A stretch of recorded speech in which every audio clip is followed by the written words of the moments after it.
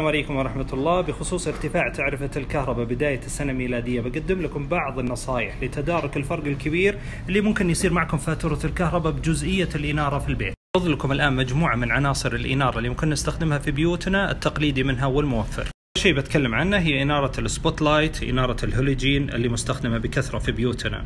جدول مقارنة بين لمبة الهولوجين السبوت لايت ولمبة الليد السبوت لايت، تعطي نفس قوة الإضاءة.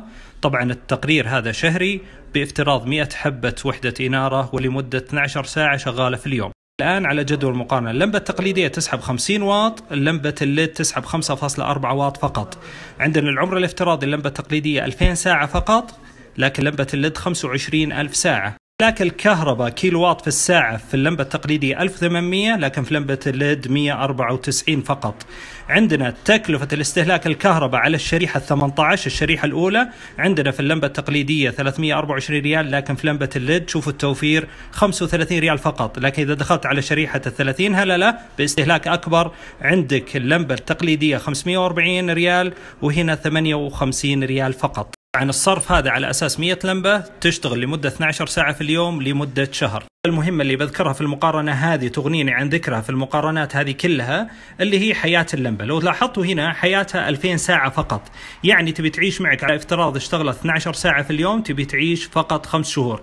أما هنا لو حسبناها على 12 ساعة في اليوم تبي تعيش عندك 6 سنوات. هنا نقارن التكلفة بفلوس. اللمبة هذه قيمتها 3 ريال إلى ريالين، والترانس هذا حقها اللي يشغلها تقريبا 18 إلى 17 ريال، يعني تقريبا 20 ريال قيمتها. وإذا تبي تركب لها ترانس إلكتروني 12 ريال مع 3 ريال تطلع 15 ريال. قيمة لمبة الليد في السوق فيعتمد على عمرها الافتراضي، كل ما زاد عمرها الافتراضي زادت الجودة وزاد السعر، وكل ما قل عمرها الافتراضي قلت الجودة وقل السعر. بننتقل على لمبة الاي 27 أو ممكن نسميها لمبة القلواز، اللي هي اللمبة التقليدية ولمبة الليد. نجي الجدول المقارنة نفس الطريقة، عندنا 75 واط في اللمبة التقليدية، عندنا هنا 8 واط فقط. عندنا العمر الافتراضي لللمبة التقليدية 1000 ساعة فقط، هنا عندنا 15,000 ساعة، يعني 15,000 مرة معك أكثر. هنا عندك صرفيتها على الشريحة 18 486 إذا كانت 100 لمبة شغالة لمدة 12 ساعة، هنا فقط 51 ريال. إذا دخلنا على الشريحة الأعلى اللي هي 30 هللة عندنا 810 ريال وهنا عندنا 86. لاحظوا الفرق في التوفير. هنا على عمر اللمبة لو اشتغلت 12 ساعة في اليوم، هنا عندنا 1000 ساعة يعني تعيش شهرين وشوي، هنا تعيش 15,000 ساعة يعني تتكلم عن 3 سنين ونص تقريبا.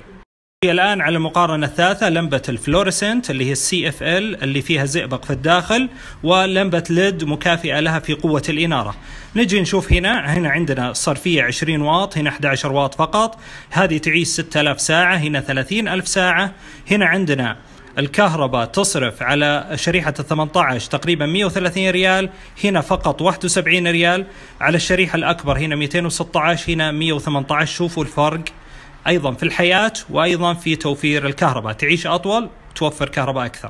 الآن على المقارنة الرابعة اللي هي لمبات الثريات، اللمبة التقليدية ولمبة الليد. نجي هنا نشوف اللمبة التقليدية، هنا تصرف 40 واط، هنا 4 واط فقط. هنا عمرها الافتراضي فقط 1000 ساعة، هنا 15,000 ساعة يعني 15 مرة تعيش أكثر.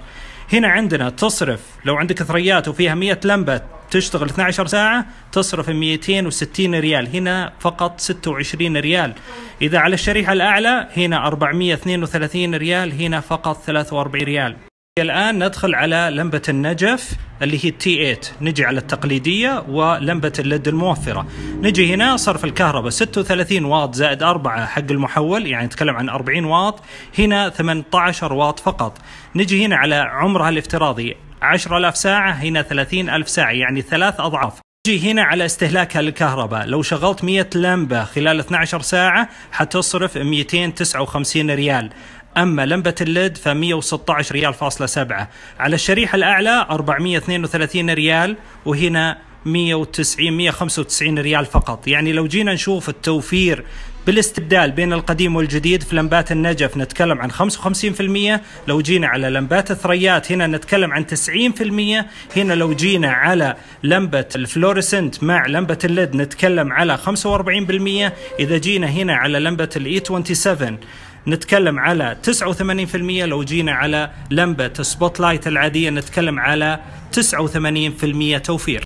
على المقارنة بخصوص العمر الافتراضي شوفوا الفرق الكبير، 2000 ساعة فقط 25000 ساعة، 1000 ساعة عندنا 15000 ساعة، إذا جينا 6000 ساعة عندنا 30000 ساعة، إذا جينا هنا 1000 ساعة عندنا 15000 ساعة، عندنا 10000 ساعة هنا، 30000 ساعة هنا، يعني تعيش معك أطول، ما تحتاج تغيير، ما يحتاج الداخل طالع قاعد يغير اللمبات. إن شاء الله تكون المقارنة واضحة على أساس نقدر نوفر فواتير الكهرباء الجاية، وموفقين خير إن شاء الله.